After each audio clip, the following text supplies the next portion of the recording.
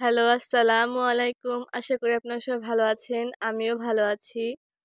তো আজকে আবার আরেকটি নতুন ভিডিও নিয়ে হাজির হলাম। আশা করি ভিডিওটি সম্পূর্ণ দেখবেন।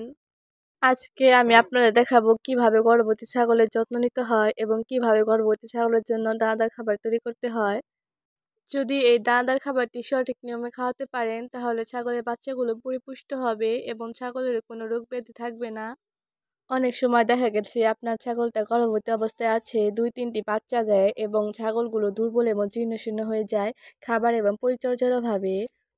অর্থাৎ যখন আপনার ছাগলের 2 মাস বাকি থাকবে বাচ্চা দেওয়ার কিংবা 1 মাস বাকি থাকবে বাচ্চা দেওয়ার, ঠিক সেই মুহূর্তেই আপনার ছাগলকে কি যত্ন এবং পরিচর্যা এবং খাবারের তালিকা তৈরি করবেন সেটি নিয়ে আজকে ভিডিওটি। তো ছাগলের সেই দানাদার খাবারটি তৈরি করার জন্য আমরা একটি গামলায় আধা লিটারের মতো পানি নিয়ে নিলাম।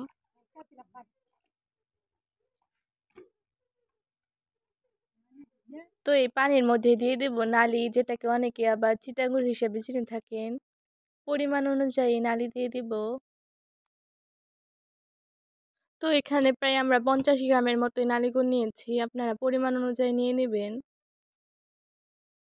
পানির সাথে এখন এই চিটাগুড় ভালোভাবে মিশিয়ে নিতে হবে, যাতে চিটাগুড়টি পানির সাথে একদম ভালোভাবে মিশে যায়।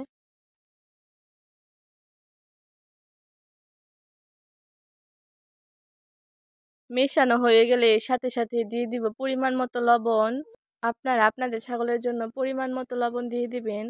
আমরা আমাদের 3টি ছাগল গর্ভবতী, 3টি ছাগলের জন্য পরিমাণ মতো লবণ দিয়ে দিয়েছি। তো এরপর এরই মধ্যে দিয়ে দিব সেই গমের ভুসি, যেগুলো গরু এবং ছাগলকে খাওয়ানো হয়। এটা সেই মোটা গমের ভুসি যেটা বাজারে 50 থেকে 55 টাকা কেজি দরে বিক্রি করে। তারপর এরই মধ্যে আমরা দিয়ে দেব ধানের কুড়া। তো এই ধানের কুড়া আপনারা অবশ্যই চিনে থাকবেন, ধান ভাঙানোর পরে যে কুড়াটা হয় সেই ধানের কুড়া। তারপর এই উপাদানগুলো ভালোভাবে মিশিয়ে নেব। তো মেশানো হয়ে গেলে এরই মধ্যে দিয়ে দিব সেই ভুট্টার গুঁড়া। এই ভুট্টার গুঁড়াতে রয়েছে প্রচুর পরিমাণে প্রোটিন। তারপর যে উপাদানটি দিব সেটি হলো গমের গুঁড়া। তো এই গমগুলো আমরা বাজার থেকে কিনে নিয়ে এসেছিলাম, তারপর ঢেঁকিতে পিষে গুঁড়ো করে নিয়েছি।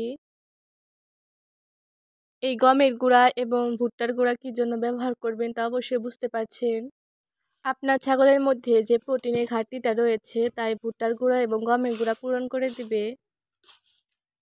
তারপর সবথেকে যে গুরুত্বপূর্ণ উপাদানটি দেব সেটি হলো ঘাস। আপনারা জানেন এই গর্ভবতী অবস্থায় ছাগলকে প্রচুর পরিমাণে ঘাস খাওয়াতে হবে। এই ঘাস না দিলে ছাগলের মধ্যে ভিটামিনের ঘাটতিটা থেকে যায়, তার জন্য অবশ্যই ঘাসটি ব্যবহার করতে হবে। এই ঘাসে রয়েছে প্রচুর পরিমাণে পুষ্টি উপাদান, আপনারা সবাই জানেন। ছাগলের মধ্যে যে পুষ্টি উপাদানের ঘাটতিটা থাকে তাই ঘাসই পূরণ করে দেয়। তাই আপনারা অবশ্যই ঘাস ব্যবহার করার চেষ্টা করবেন। এই ঘাস ব্যবহার করলে আর কোনো ভিটামিন কিংবা বাড়তি ওষুধপত্র খাওয়ানোর কোনো প্রয়োজন নেই। তো এখন সব উপাদানগুলো ভালোভাবে মিশিয়ে নিতে হবে। এই খাবারটি আমরা গর্ভবতী ছাগলের জন্য বানিয়েছি, কিন্তু আমাদের ছোট ছাগলগুলোকে সামলানো যাচ্ছে না, তারাও এখনই খাওয়া শুরু করে দিয়েছে। তো দেখতেই পাচ্ছেন আমাদের এখানে 3টি ছাগল গর্ভবতী। আর মাত্র কয়েক মাস বাকি আছে, তারপরে এগুলোর বাচ্চা হয়ে যাবে। তো দেখতেই পাচ্ছেন আমাদের ছাগলগুলো খাইতেছে।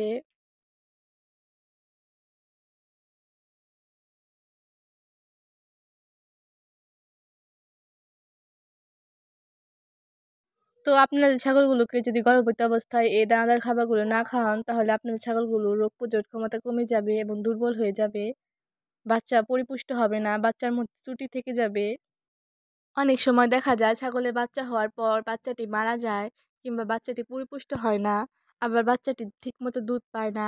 তো এই সমস্যার সমাধানের জন্য অবশ্যই এই দানাদার খাবারগুলো খাওয়াতে হবে। আর প্রচুর পরিমাণে ঘাস খাওয়ানোর পাশাপাশি দানাদার খাবারগুলো খাওয়াতে হবে।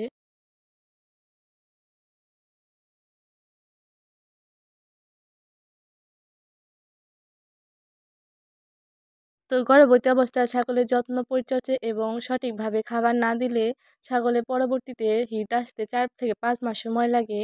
আবার ছাগল অনেক দুর্বল হয়ে পড়ে এবং ছাগলের বাচ্চা পরবর্তীতে মারা যায়।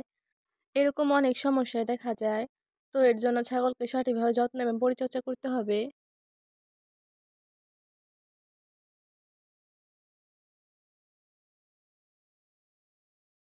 তো দেখতেই পাচ্ছেন আমাদের ছোট ছাগলগুলো বারে বারে আসতেছে খাবারটি খাওয়ার জন্য। তবে এটি খাওয়ালে কোনো সমস্যা নেই, এটি যে কোনো ছাগলকে খাওয়ানো যাবে।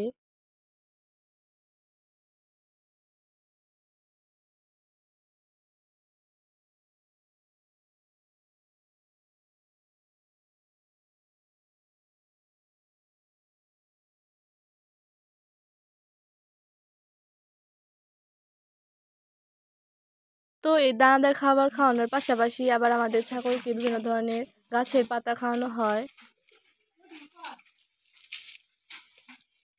ছাগলের তো এমনি কাঁঠালের পাতা অনেক প্রিয়। এই কাঁঠালের পাতা খাওয়ানোর পাশাপাশি আমরা বিভিন্ন রকমের গাছের পাতা খাওয়াই, জলপাইয়ের পাতা, মেহগনির পাতা।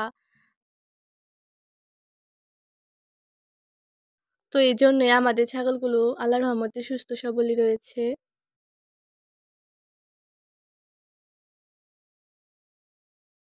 আমাদের এই ভিডিওটি যদি ভালো লেগে থাকে তাহলে অবশ্যই আমাদের চ্যানেলটি সাবস্ক্রাইব করবেন, লাইক, কমেন্ট এবং শেয়ার করবেন।